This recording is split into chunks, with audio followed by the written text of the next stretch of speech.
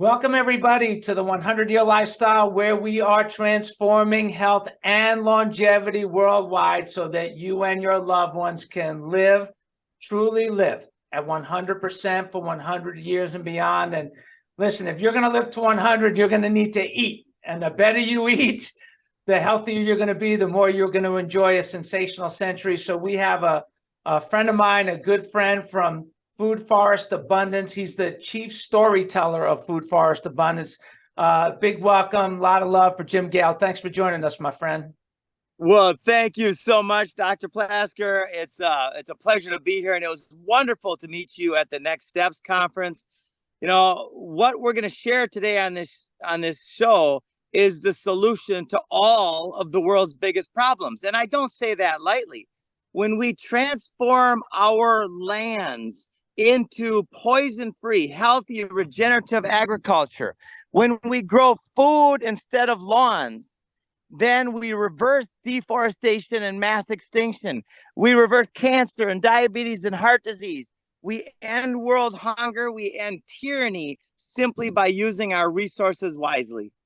Yeah, you know, I love what you said. There were so many things that we were talking about when you were there. You said, if you really want to protest, grow your own food. And that really was a powerful concept because, you know, listen, you're in a great environment there. Talk to us. We're going to get into all of that. Where are you right now? Because you're in this beautiful area, this beautiful land behind you. Tell us about the environment that you're in right now. What are you showing us? For those of you that are watching this on our 100yearlifestyle.com channel versus those that are listening via the podcast, tell us what you're showing us. Describe it.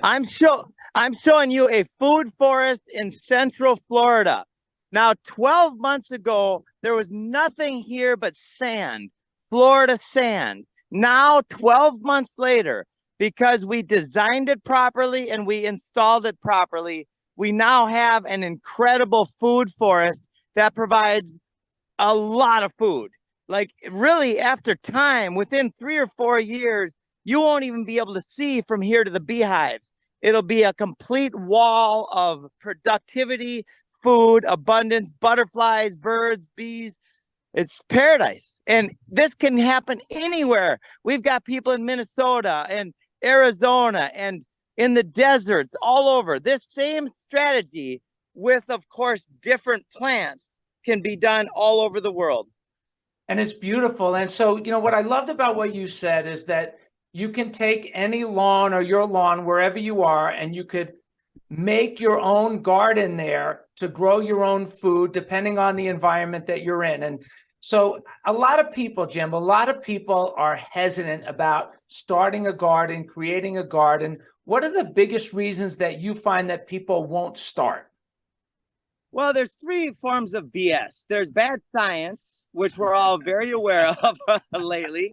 And there's belief systems, which, you know, when we watch the mainstream TV and the propaganda and all the fear porn, a lot of people create, and I've created many belief systems around what's true and what's not true. Oftentimes, they are not true. And then you've got just bullshit. It's so easy to grow food. In fact, it's just as easy to grow food as it is to grow a lawn. You know, like, this is a perennial peanut. This is a ground cover. Isn't that beautiful? It is. And it's edible. These are edible garnishes that are very nutrient dense, and it feels softer and cooler than a lawn. So we can actually put in perennial edible plants in place of our lawns. And it is literally, when Victor Hugo said there's one thing stronger than all of the armies of the world, and that is an idea whose time has come, well, it was permaculture. Or what is permaculture? Permaculture stands for permanent culture, which is an agricultural design science. It designs what some people call God's design, or God's wisdom, or nature's wisdom. It designs to the max, to the most productive system we can have based on what we desire to have in our own landscape. And so we got the 3 BSs out of the way pretty quickly there. Thank you for that. So yeah. What are the steps? Let's say I know that Food Forest Abundance, you offer a solution for people who don't want to do the work themselves. But let's just, for now, let's just say that our listeners We got 50% of our listeners say, man, you have inspired me. What do I do first? What do I do second? What do I do third to begin to grow my own garden, my own food, to make it flourish? Where do I start? Everything in permaculture starts with the design process, a very well crafted and thoughtful process that uses the permaculture principles of mimicking after natural systems, and building soil is job one. So we start by making the commitment that we want to be free and that we are going to demonstrate freedom. That's number one. Faith and courage and moving forward towards being a producer as well as a consumer is the number one thing. We have to decide That's huge. Right? And then from there, we ask, how do we do it? And then we get into the permaculture principles. We start with our land and we take a good look at how much land do we have? What do we want to produce on our land? Do we want to have a fruit tree guild, or do we want to turn our whole property into an edible paradise? And then you go through the process. The permaculture process is now has millions of practitioners around the world designing in every agricultural zone and every circumstance you could imagine. And we share information. Everything we do is open source because this is what we need to change the world. And I've got 4 daughters. And this is how we catalyze a shift that leads to mass adoption. And then we're all free and healthy. Beautiful. And so, all right, so let's go back to a little bit and get, how much land do I need? So what if I only have a small plot of land? What if I don't even, let's say I don't even have grass. I don't have a lawn, but maybe I have bushes or shrubs or whatever. How much do I need to get started? We've got people that we're helping out that have 50 square feet. Right. Or I was going to say, what if I live in the city? Yeah. So there's all sorts of, it's definitely easier to grow a food forest if you have property. If you don't, then you've got to get really creative in your apartment or in your condo or maybe on your deck.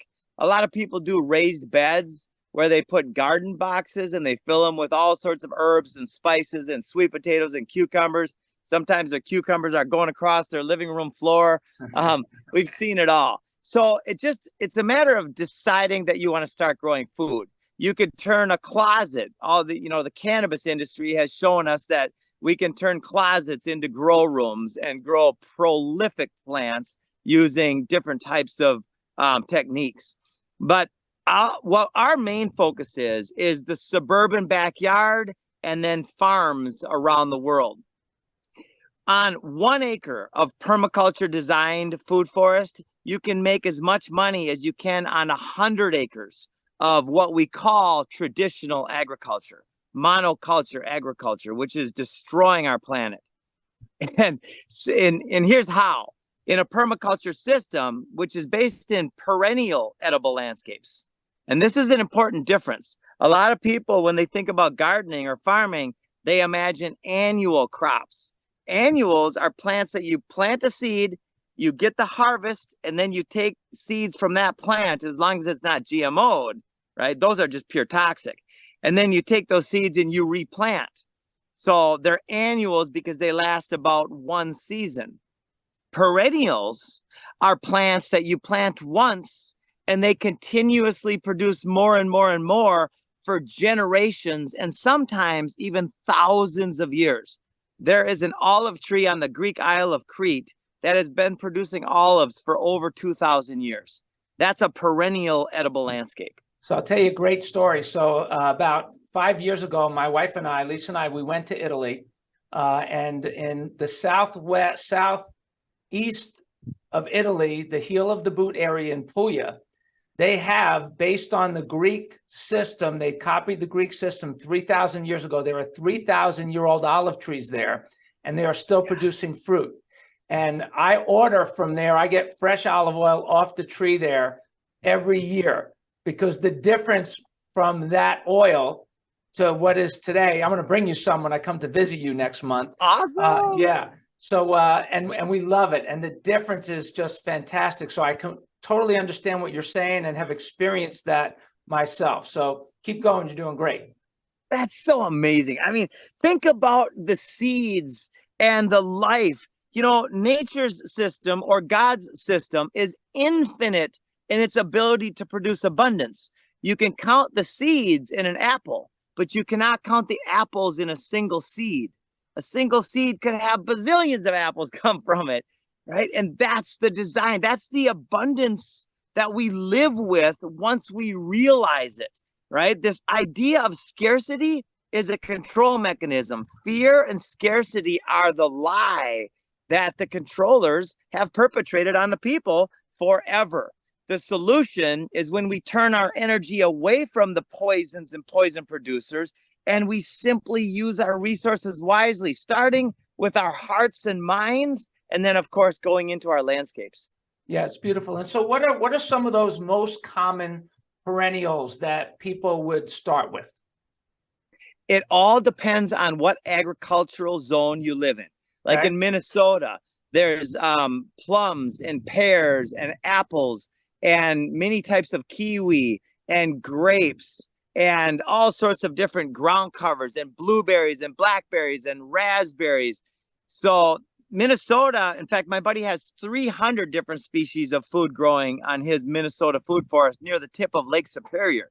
Here in Florida, we've got 230 different types. We've got avocados and bananas and papayas and yucca and raspberries and blueberries and blackberries and grapes and passion fruit and just avocados and plums and peaches and nectarines and tangerines. And, oh, I mean, look at that. Isn't that beautiful? It is beautiful. There's And a pineapple growing right there. love that. And so how long have you been doing this, and what was the spirit for you that said, you know what, this is really what I want to do? Yeah. Because So it the was big part of, going back to the 100-year lifestyle for a minute, a big part of what we talk about is having something that is passionate for you, that you believe in, that gets you waking up every day inspired. And I always joke, I'm 37 years in practice, teaching people chiropractors. We've trained chiropractors around the world. We've got people living this lifestyle now all over the world. And you know what? I go to bed tired and I wake up inspired every day. And Yes. so you're doing the same thing. So talk about how you got started. Well, I learned what was going on in the world. I'll go back a little bit further. When I was 19, my college wrestling coach said to the team, everybody has to write their goals. It was a Friday afternoon. You have to have your goals on my desk Monday morning, or you're not practicing. And I was like, what a pain in the butt. I don't want to write my goals, because I didn't realize the power of creating a vision. And I threw the paper on my desk. It was Friday night. I probably went out and got really drunk. Saturday, I probably got really drunk. Sunday night, I was probably hungover, and I saw those goals nagging at me on my desk. And I started writing. And it was a pretty detailed goal sheet. It was like 3 pages, and it started with short-term, intermediate, and long-term. And then I like working backwards. I like going with what's the highest and best goal I can imagine, and then reverse engineering my life around it. I didn't know that at the time, but that somehow I went to long term. And I wrote that I wanted to be a 3-time All-American and national champion in college. Now, at the time, the previous 2 years, I sucked. I failed. I didn't place in the state, and I was kind of lost in my life. Well, 4 years later, and by the way, when I handed my coach my goals, he smirked and he kind of tried not to laugh. And he said, these goals are kind of lofty, don't you think?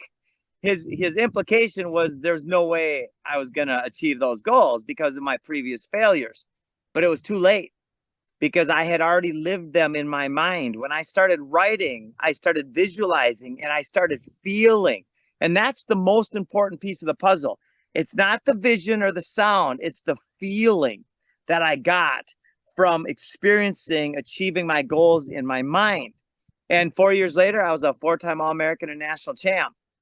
And I wrote my goals again 10 years later. I was 29, and I was dead broke after traveling around the world with a backpack. And I wrote, I was broke, so I wanted to have money. So I wrote that I wanted to have $3 million in 3 years. I had bartending experience and a teaching degree. And they sent the degree to me in the mail for political reasons because I was a Hall of Fame inductee and they needed me to have graduated. So they just sent me the degree, even though I hadn't technically graduated. So then 3.5 years later, I started a mortgage company and the same thing happened. The stars aligned, the universe opened up and magic started happening. And I ended up doing $1.3 billion in revenue in 3.5 years, starting from scratch in an industry I had no idea about. And then I bought a boat, lived on the ocean for a year, and then I found Costa Rica. And that's when I had my major life-changing experiences. I learned what was going on in the world. I learned that there are crazy people that are in charge of all sorts of our pillars of society. I also had my first 2 daughters, and they became my motivation. For the first time, I started looking at the world not through what am I going to do tomorrow or next year, but what's the world going to be like in 30, 40, 50 years? What's the world of my grandkids going to be like? And I was aware that we were destroying our world at that time because I'd been doing a lot of research. And I also had learned permaculture. Permaculture is the science that I am going to live with for the rest of my life and advocate for, because it's the solution to all the world's biggest problems. And I went through 2 years of struggle, of cognitive dissonance. I was down every rabbit hole that I could find. And I was struggling. It was kind of my dark time in life where I was in scarcity and fear. And then I read Bill Mollison's quote. Bill won the Right Living Award. He was one of the founders of permaculture. Let me ask you this real quick. What was the result of you living in fear and scarcity? How did that affect all of that abundance that you had? That's such a great question, Doc. I had $20 million at the time, and I managed to find my way to negative $80,000 with no income. Wow. And I'll get a little into that. It was a magical ride of scarcity. But in scarcity, I let go of scarcity in 2 chunks, 2 memorable moments of my life. The first was 2 years in when I was in deep study of the problem. And by the way, for everybody out there who is down the rabbit holes and chasing every ghost, there will be an infinite amount of ghosts to chase. Don't chase the ghosts. Yeah. Turn that same energy into working on the solutions, right? So I read the quote. It was, though the problems of our world are increasingly complex, the solutions remain embarrassingly simple. And I started to bawl. And I've since changed that embarrassingly to joyfully. The solutions are joyfully simple. Yeah. And that was the next level. It was 2 years ago, and this is when I had finally lost all my money. I went from 20 million to negative 80,000. I didn't have income. I didn't know what was next. And I stepped into the joy of the process. I stepped into faith and courage because I had no other avenue that I was aware of. And I said, finally, I'm going to let go of the scarcity and I'm going to trust that there's something good that's going to happen. And since I did that, I remember the step when I made the commitment to myself and to God, to source, to everything, to my kids and my family and my world. I remember the light turned on. Something happened in my mind. And ever since then, it's been a magical journey. Yeah. And, I could see it in your eyes. And, it was fun. I love that I got to adjust you. Yes. At Next Steps. Do you remember that? I'll never forget it, buddy. Yeah, that was really, because I could see, you're already a passionate guy and you're already committed, but to put my hands on your spine and kind of feel that blockage, free it up, just not as just a little detour. What was that like for you? I felt electricity in my fingertips instantly. And I feel like I have a deeper awareness, a deeper experience of the vibration of source ever since then. It's like my pathways were opened up or something. Yeah, that was really fun for me. Thank you for your trust in having me do that. This was at the Next Steps conference. So T, I know you're probably listening. If you haven't seen the videos are starting to come out yet. Watch Jim Gale, watch my talk there. It was really great.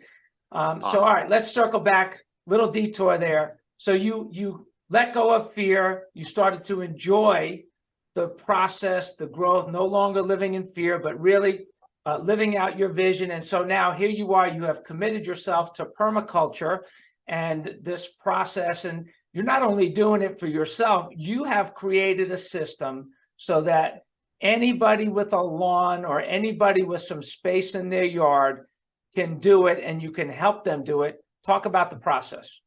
That's exactly right. So over the last 22 months, in fact, 22 months ago, I wrote Del Bigtree a letter about, maybe that was like 2 years and a couple months ago. And he read the letter and he said, Jim, we have got to talk. I'd like to do a show on you after reading my letter. And it was Earth Day 2021. And we had 2 people full-time and another part-time person at the time. And we were in Florida. We are now serving people by helping them grow food in 50 countries and 49 US states. It's very, very exciting. When Victor Hugo said there's one thing stronger than all of the armies of the world, and that is an idea whose time has come, this is it. It's the Garden of Eden. It's enlightenment. It's using our resources wisely. So we put together a process that's scalable. And it's very interesting how our history comes around. When I designed the process for the mortgage company, that was the fastest growing mortgage company, one of the fastest in the country, it is very similar. The processors are like, oh, those birds are amazing. Do you hear that? You're attracting all that Yes. beautiful life. We are. Oh, life, it finds us because it's such a good energy here. So the permaculture process is already incredibly well designed. But what hasn't happened yet is the permaculture going mainstream, like finding ways to catalyze a shift in awareness that leads to mass adoption. Because when we achieve mass adoption, the whole world turns into the Garden of Eden. So then the questions that I've been asking for 15 years is, how do we do that? And that's the process that we've put together, turning permaculture into a very profitable endeavor. And there's 2 camps in society, and there's 2 camps in permaculture. There's the camp that believes in communism and force and violence as a means to force compliance. And then there's the camp that believes in voluntarism. We are very sturdily in the camp that believes in voluntarism, the voluntary exchange of value. So we've put together a network of freedom lovers who want to grow food to support each other. So it's an incredible community of designers and installers and abundance ambassadors. And now the next piece of the puzzle that is kind of what brings it all home is when we would have people walk the property, they would get tears in their eyes. And when they stand inside this food forest, that's when they finally realize how easy it is to grow food. In fact, I don't grow any food.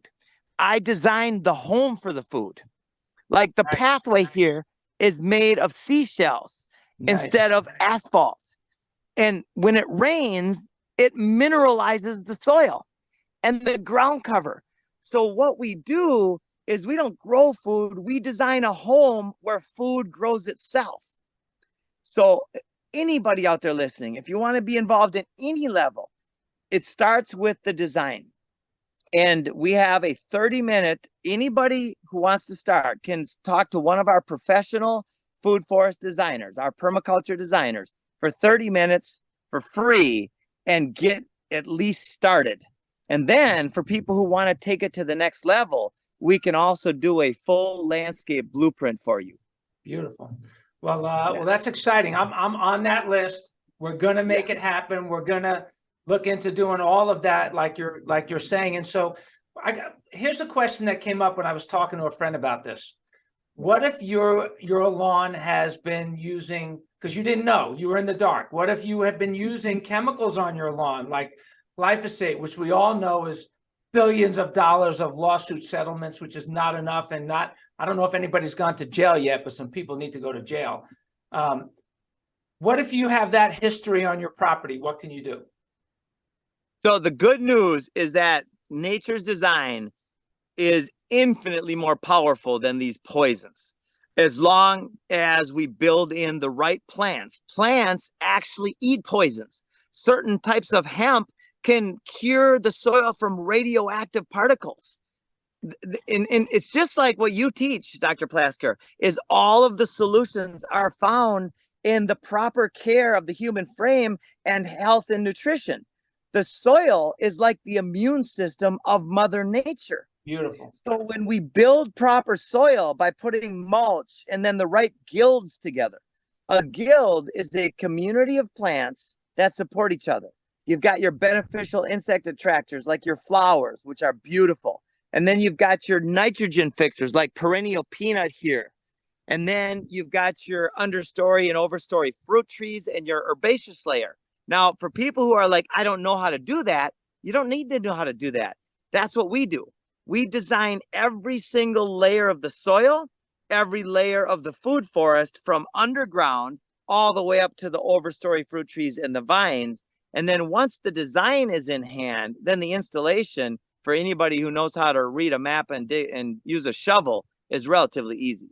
Beautiful. And then if people have the design that you give them and they don't want to dig, you have people that can do the digging. That's exactly and right. Planting. Yes, we have about 150 cooperative partners around the world.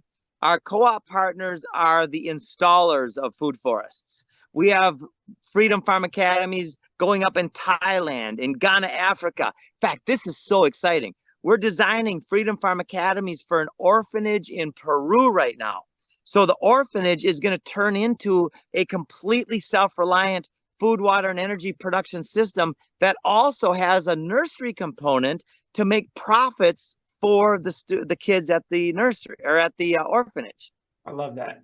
So you know what? You're living it, my man. You're walking your talk. You're doing it. You're humble. You're caring about other people. You're doing, I think, just the right things that are really important for our individual families, for our communities, for cities, for states, for countries, and really good for humanity. And I love it.